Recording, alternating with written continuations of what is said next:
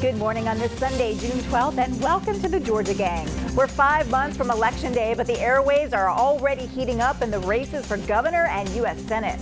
Also, some prominent Georgians will play a key role in the January 6th hearings in Washington. And Georgia's 2 U.S. senators say be patient as lawmakers look for compromises on possible new gun control laws. Melita, Phil, and Theron are all here. We welcome back Janelle King. Nice to see you again. She'll be alternating with Martha every other week. So great to see you back. The debate and discussion begin right now. From the Fox 5 studios, the Georgia Gang starts now. It didn't take long for Republicans to pounce after Democratic gubernatorial nominee Stacey Abrams said during a speech that Georgia is the worst state in the country to live. Governor Kemp's first general election ad says, bless her heart. Theron, let's start with you this week. Your thoughts? Well, we knew this was coming. I mean, it was a comment that Leader Abrams made, and she has since then, quite frankly, doubled down on the reasons why she thinks that Georgia is a tough place to live for some. I mean, there are some issues that I think we all agree that we rank sort of low in the state. But ultimately, I think that she's got to now pivot from that. But I've heard from a lot of Republicans that that's something that they want to amplify. But I think once we start getting into the issues that she cares about, like Medicaid expansion, education, gun safety, responsible gun ownership, and jobs, I think we won't be talking about it as much. Well, Phil, to counter, Stacey Abrams is out with an ad in which her first words are, I love the state of Georgia, and infers that Governor Kemp is only helping the people who are doing well already. Well, she knows she made a mistake, and it was a rare mistake by Stacey Abrams, actually. And so, to your point, yeah, she had to pivot pretty quickly. And so, you don't want a governor who has an economic team who's trying to bring in trade and tourism and industry saying, you know, we're a terrible state. No, are we a perfect state? Of course not. But I just think that that's a great ad that I think a lot of people, not just Republicans, a lot of people in the center is going to say, wait a minute, there's problems, but what are you talking about? It's a great state. Melita, it's early, but obviously Republicans are going to be focusing on that one line from Stacey Abrams. They will, but I think there's a very thin line that they can walk before they begin to sound either misogynistic or racist with their advertising as they criticize Stacey Abrams. So there's a very thin rope to walk there, and his counter ad, which says Georgia leads the nation because Kemp is governor, leaves plenty of room for the Abrams team to counter in the ways that Kemp has held the state back, whether it's Medicaid expansion or health funding or even education funding, or giving favored status to new industry he's bringing in, which hurts small businesses already in the state. Well, Janelle, I love seeing all y'all's body language because she's shifting over here, making sure we get to her next. I'm learning everybody. But, I definitely think that for some people, maybe they may feel that way, but Georgia's certainly not the worst state to live in, especially not for me. I think that it's a great state to live in, but I want to pivot from the ads a little bit because I think that ads help with expanding the message, but I don't think ads are going to win the elections. I think the elections are going to be won on the ground. We have to have good, strong ground games. We got to talk to people. I think Republicans right now are at around 49% and Democrats around 44%, so no one's winning outright. You have to win the middle, and that's going to become a focus, and that has to happen through talking to voters directly. So let's talk about one of those issues, because Stacey Abrams is urging Governor Kemp to suspend the gas tax until the end of the year. He has suspended it until mid-July. Theron, your thoughts on this as we continue to see these gas prices rise? Well, it's really, Lori, I like to come up with it was the 3 C's during the primary. It was COVID, crime, and credibility. And then I said Trump and temperament. Now it's the 3 G's. It's gas, guns, and groceries. Okay. And I think I started with gas because, look, I want to come on this show and really try to take partisanship out of it and just say to the people who are watching that I feel you. I hear from a lot of my family members, my friends, that people are hurting right now. People are worried about gas, people are worried about food, and we all got to come together as Americans and take the partisanship out of it. Be that as it may, the gas tax does help. And that's something that Governor Kemp did do very early on. I will say that Senator Warnock definitely did his part in the federal government by making sure that the feds reduced the gas tax as well. And Stacey Abrams should call on him to do it, and he may or may not do it. But ultimately, I think that politicians got to come together to deal with this gas crisis. Janelle. Yeah, I want to add to that. I think a report just came out that says that we are 8.6 higher as it relates to the cost of goods. Is at 8.6 1.6 higher today than it was a year ago. And so we have to understand that, yes, suspending the gas tax is certainly important, but we also have to understand that in order to suspend the gas tax, number one, you only can do it 30 days at a time. So you can't suspend it for the rest of the year. That's just, that sounds good in theory, but that can't be done. And then secondly, I think it costs right around $175 million a day when we do that. So we have to consider that as well. So to me, for when Stacey Abrams pushed for something like that, we have to understand that there's still a budget requirement that we have to pay, that plays a major role. And I'm sure our viewers are going to fact check those numbers. Phil. Absolutely. Just a quick thought. We have to have partisanship. That's the reason this country has political parties, because it shows points of reference and philosophy. And from day one, when Joe Biden came in and when John Ossoff and Raphael Warnock, our Democrat senators, came in, they declared war on the fossil fuel industry, on gas and on oil. And so why do we have to suspend the gas tax in this state? And I'm glad the governor did it. It's because of these policies by the Democrats that are destroying everything, and they have this green agenda they want to rush in. If you're for the green agenda, how about maybe trying to phase part of it in? They don't want to do that. Yeah, I'm sorry, it was $178 million a month. Okay, that's what I thought. A month. I was thinking about That fact check was coming. That fact check was coming. I was trying to fact check. I was ready. I knew Theron was getting ready to come. I felt I'm trying to be nice today. Loose side. The real villain in gas prices is the big five oil companies who have increased their profits by 300% in the first quarter of this year. They are piling up $40 billion in profits. They're using it to buy back stocks. They're using it to pay dividends. And so let's also give some of the blame for these gas prices to both the big oil companies and then also to the Republicans in Congress who refused to vote for a bill which would eliminate gas gouging. I don't think we should point the blame on businesses. The reason why I say that is because unless someone here is looking at the books of each of these businesses and understand overhead, understand whatever their expenses are, there's reasons why businesses create prices, and it has a lot to do with the entire conglomerate of their budget. So I think we got to make sure we're not pointing the blame on businesses too much. All right, we're going to move it over to the U.S. Senate race. The Herschel Walker campaign is out with an ad saying that if this race is on the issues, Senator Raphael Warnock will lose. Melita, back over to you. Well, if Warnock were capable of speaking about issues coherently, perhaps that conversation. Walker. Yes, Walker. If Walker were capable of coherently answering questions about issues and speaking outside of teleprompter assistance about issues, then yes, I'm sure we could have a discussion about issues. Warnock's ads, even the warm fuzzy football field ad that's his newest, talks about his work to reduce insulin prices for diabetes and his work to help veterans and many of his initiatives. So Warnock has plenty of issues to run on, and I believe he will successfully highlight those throughout the campaign. Phil, Melita stole my thunder because I did want to talk about this ad. Senator Warnock is back with this humorous ad, and he tackled on the football field by a kid saying basically if the race were out on the field, he understands why you would vote for Herschel Walker. But this is, there it is, boom, okay. But this is a race about the U.S. Senate. It's a great ad. Well, I think all of us appreciate great ads regardless of who does the ads. We've commented on that over the years on the gang. But I will say this, I think that I don't see Warnock talking about what Theron's talking about, groceries and inflation and all of this stuff, because why? The Democrats are being blamed for this, and their president is in the tank when it comes to popularity. I do think Herschel Walker ought to do this. I think obviously Melita doesn't like him and is going to mock him, and the fact that he's not the greatest communicator in the world. But I would lower expectations if I was Herschel. I would say, I'm not a slick preacher. I'm not going to give all these cliches, but I do have core values, and these are the issues I'm going to vote on that relate to Georgians. Theron. Yeah, I think that argument with core values goes to Melita's point. No one is beating up on Herschel about not being able to quote unquote articulate. Even on this. But the facts are there, Phil. I mean, we said it on the show. He went on Fox News, the safest place you can go as a Republican. You can almost say anything, and people would applaud you, and he fumbled the ball. And I think that he dodged debates, Phil. Had we heard from Herschel during the primary, had he actually participated in one debate, then I could have come on the show and be like, you know what? Okay, Herschel made a good point on that policy. policy stance. But I will say this, and I think that's what I'm hearing from a lot of Democrats. We can't underestimate Herschel.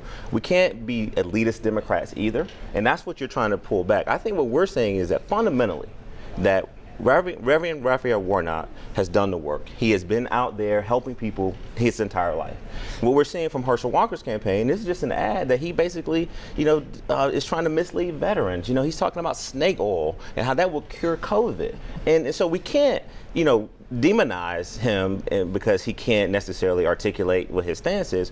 But I do think we have to make sure that there's competency and that people who are running for office are qualified and they're going to actually show up and have a healthy debate. And that's what has not happened yet. Janelle, I'll give you a final word on this block because your husband ran against Herschel Walker in the Republican primary. This is quite unique to me. But I actually agree with Theron when it comes to making sure that we don't underestimate Herschel, because I think the bar was set a little low, because in the primary, we didn't demand that Herschel show up and debate and do anything and talk about policy or any of those things. So it kind of feels like as long as he can pivot to that and start talking about policy now, it may actually help him. All right, we'll leave it there, folks. Coming up, some prominent Georgians may soon testify at the January 6th hearing in Washington. We'll discuss next. Have a question or comment for the Georgia Gang? Email them at georgiagang@foxtv.com. The AJC reports Secretary of State Brad Raffensperger and his top deputy, Gabrielle Sterling, are expected to testify later this month at the January 6th hearing focusing on the attack on the U.S. Capitol. Phil, former U.S. Attorney B.J. Pack may also testify, so let's get your thoughts here. Well, I think several things. And I've talked to lawyers of all stripes, Democrat, Republican, and some folks I don't even know what their politics are. And you can parse those words, and the words that are being focused on are find me 11,000 whatever it was votes. Well, I've been involved in cases where attorneys can say, whether it's a defamation or libel case, we do not know what's in the mind of the person saying that. You can say, we don't know what President Trump was saying. It was in the context of the president being upset that there's illegal votes and you're trying to find illegal votes. When you use the word find, he's talking about in the context of illegal votes. There's no proof that he meant just out of thin air create those votes. Melita, let's go to Melita. These Georgians could play a pivotal role in these hearings. So what do you think will be the outcome of these hearings? Well, I think you're going to see the Democrats and the Republicans on this committee continue to lay out a compelling case to fill in the missing pieces of the puzzle about the motivations behind January 6th. And you're going to continue to see Republicans deny, downplay, try to discredit witnesses, divert attention to other things, anything they can to diminish the fact that this attack on the Capitol was the worst since 1814 when the British tried to burn the building. Janelle. Well, there's two words that energize the Democratic base more than anything else, and that's COVID and Trump. So we're going to hear Trump's name a billion times up until November. But I like to stay on the side of the people who weren't able to watch or not going to be able to watch these hearings because they have to work their second job because they can't afford the increase in costs. So those are the people that I'm staying with. I lean in with them, and then the people that are having to forgo their savings accounts because now they have to use that little bit extra to pay for gas. Those are the people I care about. Really quickly, I think with watching the hearing, and I watched it this week, is that it did three things for me. Number one, we definitely have to send our condolences to the officers who lost their lives. We had U.S. Capitol Police who basically that day did not think that they were going to be attacked with these rioters and basically committing insurrection. The second thing is that it reminded me, Lori, that it happened at the U.S. Capitol.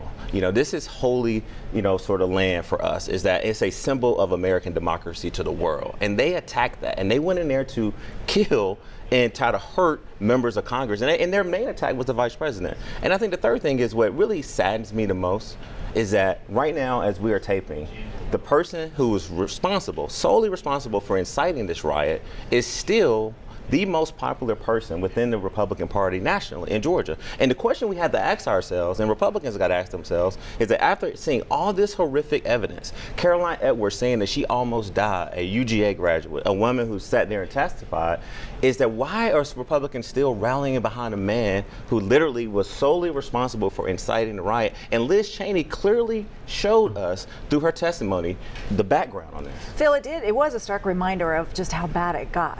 It was a stark reminder, and there certainly should be a hearing on what happened January 6th. Nobody disagrees with that. There's no due process in this hearing. This is the first time in congressional history you didn't have both sides. You had an anti-Trump panel. The Republicans weren't allowed to have Trump sympathizers on there. With the UGA grad who gave compelling testimony was never cross-examined because they don't allow cross-examination. She's wrong. The medical examiner, when she talked about Officer Sicknick, he died of natural causes. He was not bashed in the head like the myth goes. So I just give that as an example. There is no due process, and that's what destroys this hearing. And we're going to be discussing this a lot in the upcoming weeks because these hearings will continue. But I do want to get to a really important issue. We're going to go here because I always try to cut you off. I have to cut you off. But Senator John Ossoff and Raphael Warnock are telling folks to be patient when it comes to new legislation on gun control. We always scratch the surface on this issue, but I really would like to get a little bit further. Janelle, can Republicans compromise on some of these issues, like raising the age to purchase a semi-automatic weapon from 18 to 21 years old and banning large capacity magazines? You know, I thought about this for a while, and the Second Amendment is non-negotiable. There's nothing to negotiate. I believe that does the Second Amendment include magazines and semi-automatic weapons? Absolutely. The Second Amendment includes anything that you would like to use to protect yourself. I am a firm believer that when it comes to being able to defend and protect myself, I need to have that right. There's been no data to me that I've found that proves that removing guns is going to end crime. We'll just shift from to knives or stones or whatever else. But at the end of the day, I don't think we should put the focus on the weapon. We need to put the focus on the criminals. We need to lock people up and keep them in jail if they need to be in jail. If you commit a crime, you have to do the time. And so I think that's where the focus is that's getting lost. I don't want to talk about the actual weapon as much as I want to talk about making sure that we have adequate psych evaluations. The red flag laws are not working right now. So I think we got to focus on other issues. Melita. Well, I think we have to look at the fact that ours is the only nation on earth where these mass school shootings happen. We are the only place which has so many of these weapons designed for war in the hands of civilians. And that Second Amendment says a well-regulated militia. It calls for regulation. And if you're an originalist for the Constitution, you have to think about the kind of weaponry they had when the Constitution and the amendment were written. They were not large capacity magazines. They were not rapid fire rifles. They were single load muskets.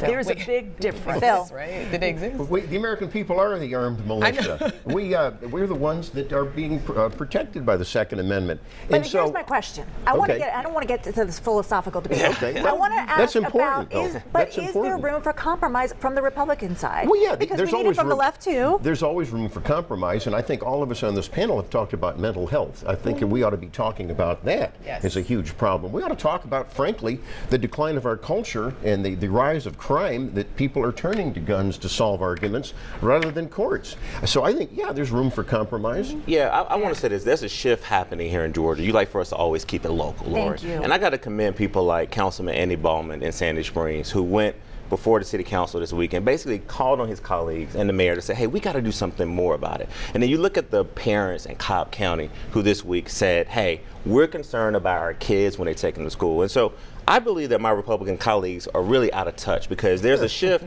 that's going on. Because the thing is that I think that if you're a parent, you are worried about when you drop your kid off to school or your kid is on the school bus. And so I think this sort of typical support the NRA, support the Second Amendment argument from Republicans is not going to work. Those are nice plans. You're not giving any solutions. No. I'm going to cut you all off because we have to go because of time. But it's what you talked about earlier. The middle. The middle is going to decide these races, and the middle is where the poll shows that the middle compromises. basically wants something done, and there should be a compromise. All right, up next. I'll bring up Lawrence County. An empty podium at the debate for Lieutenant Governor in the Democratic runoff. Why was Kwanzaa Hall a no-show? We'll discuss next. Join the discussion on the Georgia Gang Facebook page and watch past episodes on the Georgia Gang YouTube channel. Well, just a reminder, early voting is underway in the runoffs. In the Democratic runoff for Lieutenant Governor, Kwanzaa Hall was a no-show at the Atlanta Press Club debate. Theron, what's the strategy here? I mean, were you surprised?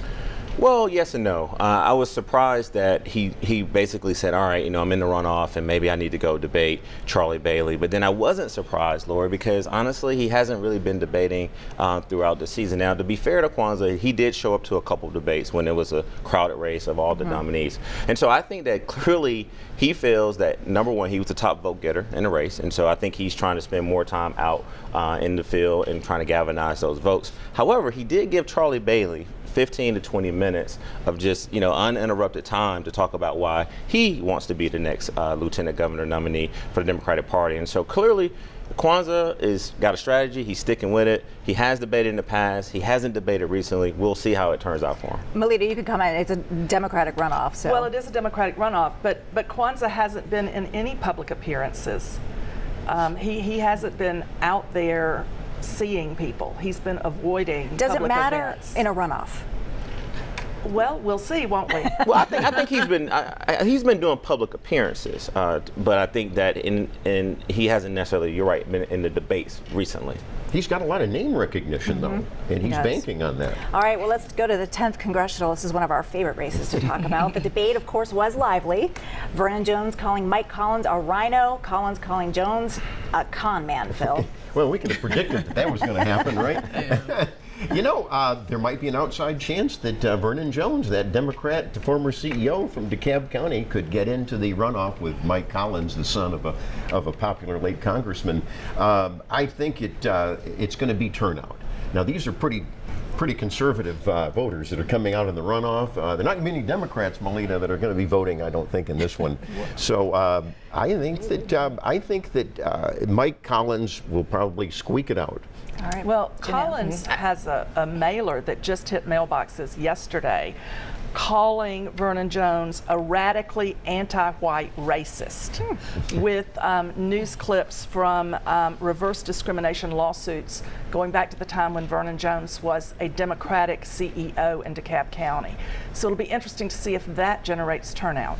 Yeah, I don't like using the Democratic tactics, which is like race-driven in order to try to gain some type of point. So I don't like that at all. But I will say this, that I think that we need to, as a party, the Republican Party, we have got to remove ourselves from this litmus test in order to allow people into the party. That's not going to work. So calling people names or saying that, oh, you were just a Democrat, well, I mean, that's kind of what we wanted to expand the tent, right? It's people who were Democrats who are now voting Republican. So I think we need to remove from all of that. The 10th district has had Jody Heiss there. It's Congressman Jody Heiss, who is a statesman, and I really want to see that type of energy come from these candidates. But I have to push back real quickly. There are no radical, race tactics on the Democratic side. Really? It happens on the Republican side too. What? It's just a little bit more dog whistle, and it seems Wrong to work. again. But no, this is what I want to say. I think the thing is, look, I have my issues with Vernon. I mean, I definitely did not like how he abandoned the Democratic Party of Georgia, and it's going to probably shock a lot of people. But the truth of the matter is, no one gave him a chance. I mean, he was running for governor. He was, I guess, talked out of that race to go run in the 10th district. And so he's really honestly running in a district of people who don't look like him, who don't understand, his way of life. And I mean, he's really been able to do something successful there. And I want to see this mailer, because that, to me, Janelle, shows you the undertones, the sort of dog whistles that Matt Collins is using to spur up a white Republican base to try and vote for him and against Vernon. Yeah, I'm not. I'm not concerned with the undertones, because I think that at the end of the day, it's all about attacking each other and trying to make sure that we prove a point, right? And I want us to move away from that. All right, I gotta leave time for winners and losers. Everyone, stay tuned.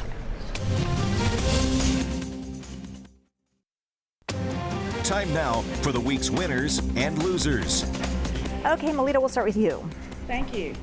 Well, my winner is the Capitol Security Guard, Caroline Edwards from Atlanta, who showed such great composure as she talked about the horrors and chaos and confusion of January 6th, and her Marine grandfather who served in Korea and stood his ground just as she stood hers. And she talked about how she hoped he would be proud of her.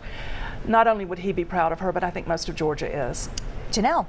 Okay, I want to first say thank you to everyone who voted for my husband, who supported us, who volunteered, and just helped him run. Kelvin did a great job. I'm really proud of him. You hit every county in the state. We hit every county. And then I also want to give a shout out to Lawrence County, who voted in 2018 to arm their teachers, and that has been something that's been awesome. So 50 teachers have been trained, and that's about 5 staffers per building, so that's awesome. And then lastly, my friend Lucretia Hughes Kluklin. She spoke to the committee about the Second Amendment and just in support of it. She testified in D.C. recently and why we should protect the Second Amendment. She gave her personal story, so shout out to her. Phil. Kara Convery is my winner of the week, and so is Attorney General Chris Carr, because she was named by the Attorney General as the first statewide head of their anti-gang unit. So what this means, she can go into any district where there's, say, a liberal DA that won't prosecute people. They can go in and prosecute these crimes. And secondly, I think DeKalb County, Theron, was a winner. They actually did a hand count because the machine count was horrible.